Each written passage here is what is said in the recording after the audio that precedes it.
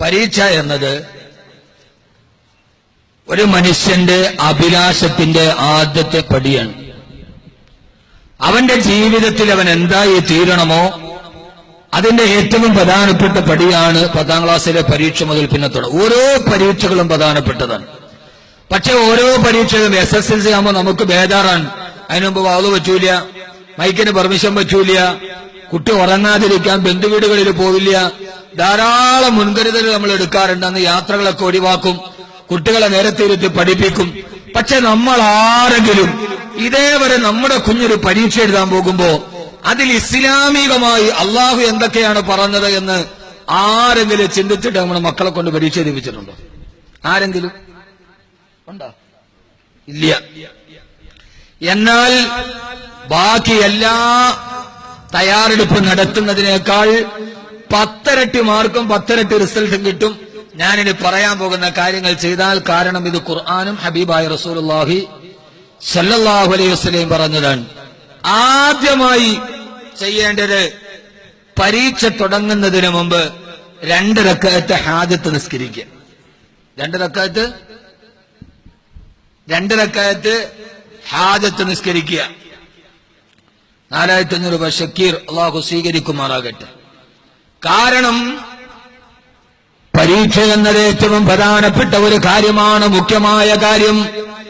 ആദരവായ പ്രവാചകൻ നബി മുഹമ്മദ് മുസ്തഫ സല്ലല്ലാഹു അലൈഹി വസല്ലം ഇദാ ഫസഅു അംറുൻ, അല്ലാഹുവിന്റെ റസൂലിന് ഏതെങ്കിലും ഒരു കാര്യത്തിൽ ബേജാറോ വിഷമമോ വന്നാൽ ഫസിഅ ഇലസ്സലാ, അല്ലാഹുവിന്റെ റസൂൽ നിസ്കാരത്തിലേക്ക് തിരിയുമായിരുന്നു.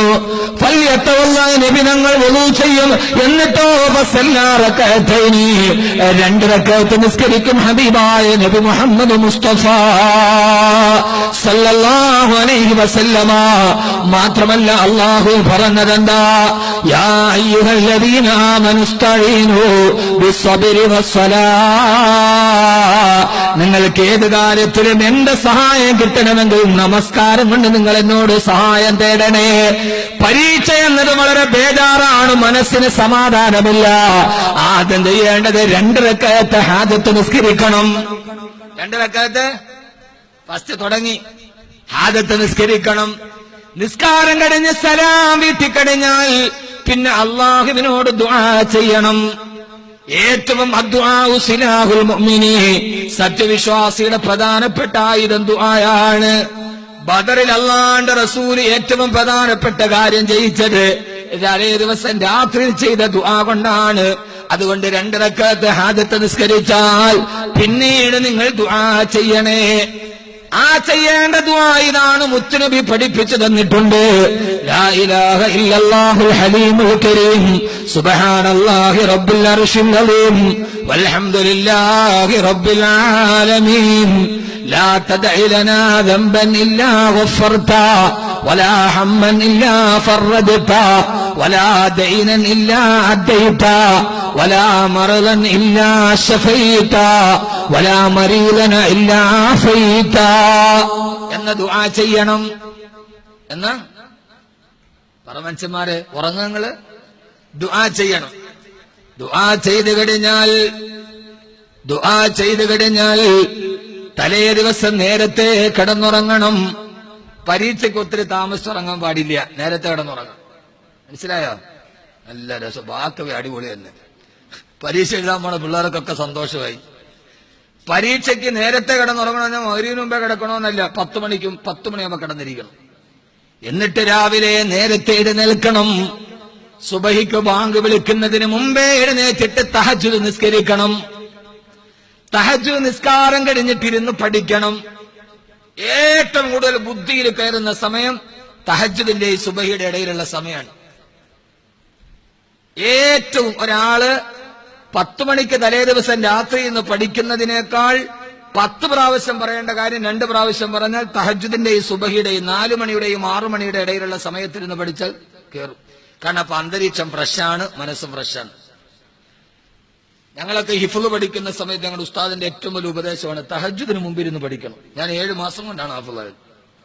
കറക്റ്റ് 7 മാസം. 10ാം ക്ലാസ് കഴിഞ്ഞിട്ടാണ് ഹാഫിളാവാൻ പോവുക. 7 മാസം കൊണ്ട് ഹാഫിളായി. 7 മാസത്തിൽ 2 മാസം ഞാൻ അസുഖമായിട്ട് വീട്ടിൽ പോയി, ബാക്കി 5 മാസം.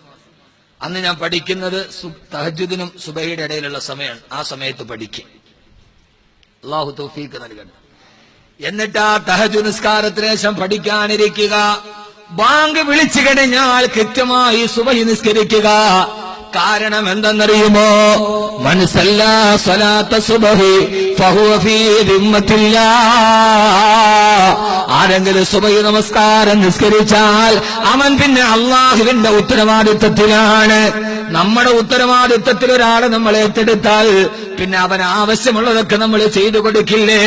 അന്ന് സുബഹി നിസ്കരിക്കുന്ന ആൾ അള്ളാഹുടെ ദിമ്മത്തിലാണ്, അള്ളാഹുടെ ഉത്തരവാദിത്വത്തിലാണ്.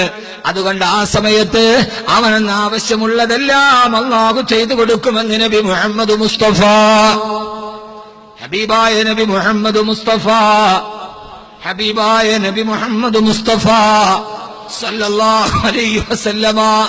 തീർന്നില്ല. എന്നിട്ട് പിന്നെ പഠിക്കാൻ തുടങ്ങണം. പഠിക്കാൻ തുടങ്ങുമ്പോൾ കിബിലയ്ക്ക് നേരെ തിരിഞ്ഞിരുന്നിട്ട് പഠിക്കണം. ഇതൊക്കെ വളരെ പ്രധാനപ്പെട്ട ഹദീസാണ്. പഠിക്കാൻ തുടങ്ങിയാൽ കിബിലയ്ക്ക് നേരെ തിരിഞ്ഞിരുന്ന് പഠിക്കണം. അതെന്താ കാരണം? എപ്പ പഠിക്കാൻ വേണ്ടിയിരുന്നാലും കിബിലയ്ക്ക് നേരെ ഇരിക്കണം. എന്താ കാരണം? നിങ്ങളിതൊക്കെ ഒന്ന് റിസർച്ച് ചെയ്യും. അല്ലാഹുവിന്റെ റസൂൽ സല്ലല്ലാഹു അലൈഹി വസല്ലം പറഞ്ഞു, അല്ലാഹു എല്ലാ അനുഗ്രഹങ്ങളും ഇറക്കുന്നത് കഅബയിലാണ്. അവിടെ ഇറക്കിയിട്ടാണ് പിന്നെ ആ അനുഗ്രഹങ്ങൾ വിതരണം ചെയ്യപ്പെടുക. എല്ലാ അനുഗ്രഹങ്ങളും ഇറങ്ങുന്നത് കഅബയിലാണ്. അതുകൊണ്ട് കഅബയ്ക്ക് നേരെ ഇരുന്ന് പഠിച്ചാൽ ആ അനുഗ്രഹം നിങ്ങൾക്ക് സാധ്യമാകുമെന്ന് നബിയുനാ റസൂലുള്ളാഹ് സല്ലല്ലാഹു അലൈഹി വസല്ലം. അങ്ങനെ കിബിലയ്ക്ക് നേരെ ഇരുന്ന് പഠിക്കണം. എന്നിട്ട് അവസാനം പോകുന്നതിന് മുമ്പ് എല്ലാം പഠിച്ചെന്ന് ഉറപ്പാക്കിയാൽ അവൻ ചെയ്യേണ്ടത് എല്ലാം പഠിച്ചു എന്നൊക്കെ ഉറപ്പായി. ഈ ദുആയൊക്കെ ചെയ്തു, കിബിലയ്ക്ക് നേരെ ഇരുന്ന് പഠിച്ചു. എന്നിട്ട് അവൻ എല്ലാം പഠിച്ചു എന്ന് ഉറപ്പാക്കി കഴിഞ്ഞാൽ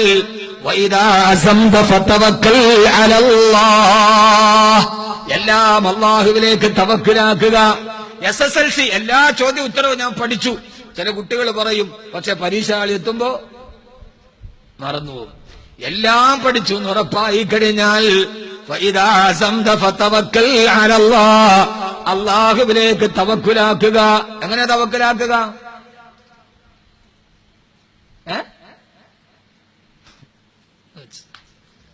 പരീക്ഷ എഴുതാൻ വേണ്ടി ഇറങ്ങിത്തിരിക്കുമ്പോ വീട്ടിൽ നിന്ന് ഇറങ്ങുമ്പോഴേ പറയണം, ബിസ്മില്ലാഹി തവക്കൽതു അലല്ലാഹ് ലാ ഹൗല വലാ ഖുവത ഇല്ലാ ബില്ലാഹ്.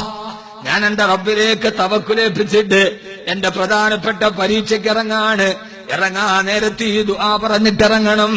എന്നിട്ട് ഉമ്മയോടും ഉപ്പയുടെയും കയ്യിൽ പിടിച്ചിട്ട് പറയണം, ദുആ ചെയ്യണേ.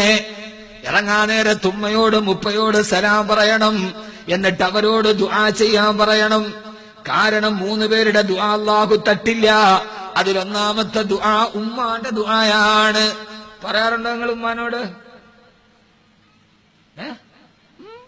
ഇറങ്ങാൻ നേരത്ത് ഉമ്മ മൊബൈൽ ഡാറ്റ തീർന്നു, ഒന്ന് ചാർജ് ചെയ്യാ പൈസ.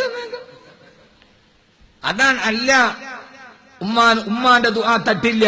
അപ്പൊ ഉമ്മാനോടും ഉപ്പാനോടും ദുആ ചെയ്യാൻ പറയണം. എന്നിട്ട് നേരെ പരീക്ഷാ ഹാളിലേക്ക് കയറണം. പരീക്ഷാ ഹാളിലേക്ക് കയറുമ്പോൾ ആ സമയത്ത് നമുക്ക് വല്ലാത്ത ബേജാറുണ്ടാവും, പരിഭ്രാന്തി ഉണ്ടാവും, ഇല്ലേ? ചോദ്യപേപ്പർ കാണുമ്പോ വല്ലാത്ത പരിഭ്രാന്തി വരും. ആ സമയത്ത് പറയണം, ബിസ്മില്ലാഹി ലാ ഹൗല വലാ ഖുവത ഇല്ലാ ബില്ലാഹ് എന്ന് പറഞ്ഞിട്ട് ഓരോ ചോദ്യം വായിക്കാൻ തുടങ്ങുമ്പോഴും ബിസ്മില്ലാഹിർ റഹ്മാനിർ റഹീം പറഞ്ഞു തുടങ്ങണം. കാരണം കുല്ലു അംരിൻ ദീബാലിൻ ലം യുബ്ദഅ ബിസ്മില്ലാഹി ഫഹുവ അബ്തർ. ബിസ്മില്ലാ പറയാതെ തുടങ്ങുന്ന കാര്യങ്ങളെല്ലാം ലക്ഷണം കെട്ടതാണ്. അതിൽ നിന്ന് പരിപൂർണ ബറക്കത്ത് കിട്ടില്ല. മനസ്സിലായോ? അപ്പൊ ഇത്രയും ചെയ്യണം പരീക്ഷയ്ക്ക് വേണ്ടി. ചില ചെയ്യൂലേ? അള്ളാഹു സ്വീകരിക്കുമാറാകട്ടെ. എന്നിട്ട് ഓർമ്മശക്തി വർദ്ധിക്കുന്ന കാര്യം ചെയ്യണം. ഓർമ്മശക്തി എല്ലാ പിള്ളേരും പറയും, ഉസ്താദെ പഠിച്ചോണ്ട് പോലും മറന്നു, ഓർമ്മശക്തിയില്ല. ഓർമ്മശക്തി വർദ്ധിക്കാൻ 4 കാര്യങ്ങൾ ചെയ്യണം. ഞാൻ പറഞ്ഞിട്ട് ചെയ്യോ മക്കളെ? 1 തിലാവത്തുൽ ഖുർആൻ, പതിവായി ഖുർആൻ ഓതണം.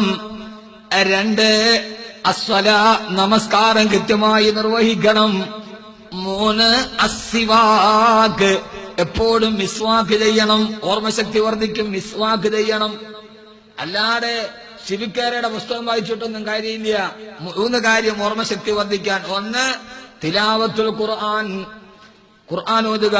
2 നിസ്കാരം നിർവഹിക്കുക. 3 അസ്സൗമു, നോമ്പ് പിടിക്കുക. പരീക്ഷ എഴുതുന്നതിന് അന്ന് സുന്നത്തവും പിടിച്ചാൽ നല്ലതാണ്. 4 അസ്സിവാക്ക്, എന്ത് ചെയ്യുക? ഇപ്പൊ എന്ത് വർദ്ധിക്കും? ഓർമ്മശക്തി വർദ്ധിക്കും. ഇനി അവസാനത്തേത്, അവസാനത്തല്ല, അതിന് മുമ്പുള്ള 2 കാര്യം കൂടെ ഉള്ളു. ഇനി ഓർമ്മശക്തി നശിപ്പിക്കുന്ന മറവിണ്ടാക്കുന്ന കാര്യം ഉപേക്ഷിക്കുക. മറവിണ്ടാക്കുന്ന കാര്യം ഏതാണ്? ശകൗതു ഇലാ വകീന സൂഅ ഹിഫ്ളി ഫാർഷിദിനി ബിതർകിൽ മആസി. ഇമാം ശാഫി റളിയല്ലാഹു അൻഹു പറയാണ്, എനിക്ക് വല്ലാത്ത മറവി വന്നു. എന്റെ ഉസ്താദിന്റെ അടുക്കൽ പോയിട്ട് പറഞ്ഞു, എനിക്ക് വല്ലാത്ത മറവിയാണ്, എന്തെങ്കിലും ഒരു മരുന്ന് പറഞ്ഞുതരുമോ? നമ്മുടെ മക്കൾക്ക് ബ്രഹ്മിയുടെ ലേഹ്യം ഉണ്ടാക്കി കൊടുക്കും. ബ്രഹ്മി എന്ന ആയുർവേദത്തിന്റെ ഔഷധമാണ് ബ്രഹ്മി. ഒരു ബ്രഹ്മി നിന്നിട്ട് കാര്യമില്ല. നിന്റെ കയ്യിലെ ബ്രഹ്മി അങ്ങ് ഓഫാക്കണം. നിന്റെ കയ്യിലൊരു ബ്രഹ്മാസ്ത്രമുണ്ട്. എന്റെ ഉസ്താദ് പറഞ്ഞു, നീ തെറ്റ് ചെയ്യരുത്, തെറ്റുകളിലേക്ക് നോക്കാൻ പാടില്ല. അതുകൊണ്ട് വാട്സപ്പിലും ഫേസ്ബുക്കിലും മോശമായ ചിത്രങ്ങൾ കാണാൻ പാടില്ല. എത്ര കൂടുതൽ കാണുന്നോ അതിനനുസരിച്ച് വിദ്യാർത്ഥികൾക്ക് മറവിയുണ്ടാവും. വാട്സപ്പും ഫേസ്ബുക്കും ഉപയോഗിച്ചിട്ട് ഈ ഹറാമ് കാണുന്നത് ഒഴിവാക്കുക. സിനിമാ പോസ്റ്ററുകൾ ഇപ്പൊ മനസ്സിലായ? അങ്ങനെ എഴുതിയാൽ ഫുൾ A+ ആണ്. എന്നിട്ട് പരീക്ഷ എഴുതാൻ തുടങ്ങുന്നതിന് മുമ്പ് ബിസ്മി പറഞ്ഞിട്ട്, ഇത് ബാക്കവിയുടേതാണേ, ഓർത്തിരിക്കണേ. അപ്പോഴൊക്കെ എന്റെ കുഞ്ഞുങ്ങൾ ബാക്കവിക്ക് വേണ്ടി ദുആ ചെയ്യണേ. എഴുതുന്നതിന് തൊട്ടു മുമ്പ് സൂറത്ത് റഹ്മാനിലെ ആദ്യത്തെ 7 ആയത്ത് ഓതണം. അർ-റഹ്മാനു അല്ലമൽ ഖുർആൻ ഖലഖൽ ഇൻസാന അല്ലമഹുൽ ബയാൻ. 7 ആയത്ത് ഓതുക. എന്നിട്ട് മക്കൾ പരീക്ഷ എഴുതുക. അൽഹംദുലില്ലാഹ് ഫുൾ A+ ആയിരിക്കും. ഇങ്ങനെ ചെയ്യണ കുട്ടിക്ക് അള്ളാഹു നമ്മുടെ മക്കൾക്ക് വിജയം തരട്ടെ. ഇത് കേട്ടവരൊക്കെ കേൾക്കാത്തവർ കേൾപ്പിച്ചു കൊടുക്കുക. അള്ളാഹു സ്വീകരിക്കുമാറാകട്ടെ.